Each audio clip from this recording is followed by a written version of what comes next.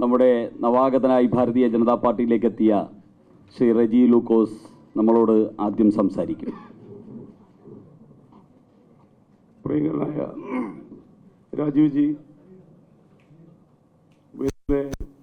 ബി.ജെ.പിയുടെ സമന്വിത നേതാക്കളെയും ഏറ്റവും പ്രിയപ്പെട്ട മാധ്യമ സുഹൃത്തുക്കളെയും, ഞാൻ ഏതാണ്ടൊരു 35 വർഷമായിട്ട് ഇടതുപക്ഷത്തോടൊപ്പം സഞ്ചരിക്കുകയും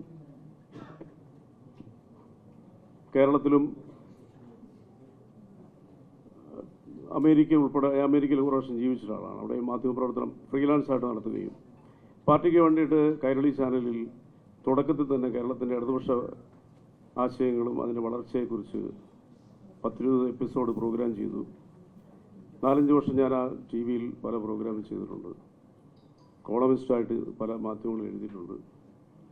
കഴിഞ്ഞ 13 വർഷമായിട്ട് കേരളത്തിലെ ടെലിവിഷൻ ചാനലുകളിൽ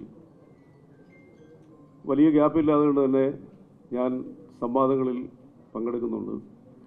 നിങ്ങളെ പലരുടെയും ക്യാമറ എൻ്റെ ഫ്രണ്ടിൽ വെച്ചിട്ടുണ്ടെന്നാണ് എൻ്റെ ഓർമ്മ. ചെറിയ വാക്കുകളിൽ അവസാനിപ്പിക്കുകയാണ്. ആശയപരമായ രീതിയിൽ കുറേ നാളുകളായിട്ട് എൻ്റെ മനസ്സിൽ തോന്നി തുടങ്ങിയത്, കേരളത്തിൽ രാഷ്ട്രീയ യുദ്ധത്തിനല്ല ഇനി അവസരം. ഇവിടുത്തെ പുതിയ തലമുറ നാട് വിടുന്നു. അവരെ ഇവിടെ പിടിച്ചു നിർത്തണം. പഴയ ദ്രവിച്ച ആശയങ്ങളുമായിട്ട് ഇനി മുന്നോട്ട് പോയാൽ നമ്മുടെ നാട് വലിയ രീതിയിലുള്ളൊരു വൃദ്ധസദനമായിട്ട് മാറും. അതിന് ബി.ജെ.പിയുടെ ദേശീയ നേതൃത്വം പകർന്നു നൽകുന്ന വികസനവും ആശയങ്ങളും എന്നെ കുറേ നാളുകളായിട്ട് സ്ട്രൈക്ക് ചെയ്യുന്നുണ്ട്. ഞാൻ ഉത്തരേന്ത്യയിലെ പല സ്ഥലങ്ങളിൽ യാത്ര ചെയ്യുമ്പോൾ കാണുന്ന വികസനം എന്നെ ഞെട്ടിച്ചു കളഞ്ഞിട്ടുണ്ട്. കേരളത്തിൽ വികസനമില്ല എന്നൊന്നും ഞാൻ പറയുന്നില്ല. പക്ഷേ ഇനി നമുക്ക് വേണ്ടത്, പണ്ട് ബി.ജെ.പിയെക്കുറിച്ച് പറയുന്നത് അവർ വർഗീയവാദികളാണെന്നുള്ളതാണ്. പക്ഷെ നിർഭാഗ്യവശാൽ എൻ്റെ പാർട്ടി കഴിഞ്ഞ കുറേ ദിവസങ്ങളായിട്ട്, കുറേ മാസങ്ങളായിട്ട് കേരളത്തിൽ നടത്തുന്ന വർഗീയ വിഭജനത്തിന് വേണ്ടിയിട്ടുള്ള ഒരു ഇടതുപക്ഷ വ്യതിയാനം നമ്മളെ വല്ലാതെ ദുഃഖിപ്പിച്ചിട്ടുണ്ട്. അപ്പോൾ ആശയങ്ങളുടെ പേരിൽ അത് ബി.ജെ.പി പകർന്നു നൽകുന്ന ഡെവലപ്മെൻറ്റ്സിനെ കുറിച്ചുള്ള ചിന്തകളും അവരുടെ ഇംപ്ലിമെൻറ്റേഷനും, പ്രത്യേകിച്ച് ഇപ്പോൾ കേരളത്തിനെ നയിക്കുന്ന ബി.ജെ.പിയുടെ അധ്യക്ഷൻ ബഹുമാനപ്പെട്ട രാജീവ് ചന്ദ്രശേഖർജിയുടെ ആശയങ്ങളിലൊക്കെ കേരളത്തിന് വേണ്ടിയിട്ട് എന്തെങ്കിലും ചെയ്യണം എന്നുള്ള ആഗ്രഹമുണ്ട്. അപ്പോൾ അതിനോടൊപ്പം സഞ്ചരിക്കാൻ ഞാനും തീരുമാനിച്ചു. ഞാൻ എൻ്റെ പാർട്ടിയായിട്ടുള്ള ബന്ധങ്ങളെല്ലാം വിട്ടു. ഞാൻ പാർട്ടി മെമ്പറാണ്. കുറേ നാളുകളായിട്ട് തന്നെ ഈ ആശയം മുന്നിലുണ്ട്. അങ്ങനെ എന്നെ ബി.ജെ.പിയിലേക്ക് ക്ഷണിച്ചു. എനിക്കിപ്പോൾ മെമ്പർഷിപ്പ് നൽകി ഷാളിട്ട് അണിയിച്ചു.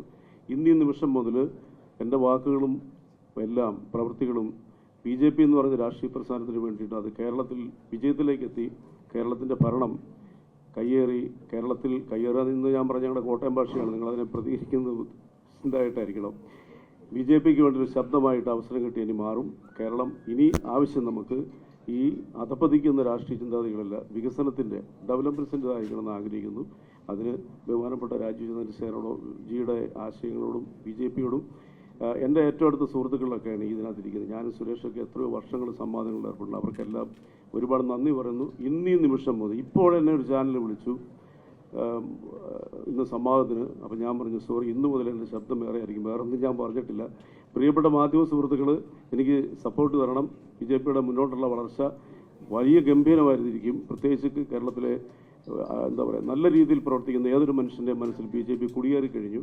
പലരും പരസ്യമായിട്ട് പറയാൻ മടിക്കുകയാണ്. ഇനിയൊരു ഒഴുക്ക് ബി.ജെ.പിയിലേക്ക് കേരളത്തിലുണ്ടാകുന്നുള്ള കാര്യത്തിൽ യാതൊരു സംശയവുമില്ല. നാളുകൾ കേരളം ബി.ജെ.പിക്ക് വേണ്ടിയിട്ടുള്ളതാണ്. അപ്പോൾ അതുകൊണ്ട് ഞാൻ എൻ്റെ വാക്കുകൾ നിർത്തുന്നു. എന്നെ ഈ പാർട്ടിയിലേക്ക് ക്ഷണിക്കുകയും ഇതിന് അംഗത്വം നൽകുകയും എന്നെ ഈ സദസ്സിൽ ആദരിക്കുകയും ചെയ്ത ബി.ജെ.പിയുടെ സമന്വയ നേതാക്കൾക്ക് നന്ദി അറിയിച്ചുകൊണ്ട് ഞാൻ നിർത്തുന്നു. നന്ദി, നമസ്കാരം.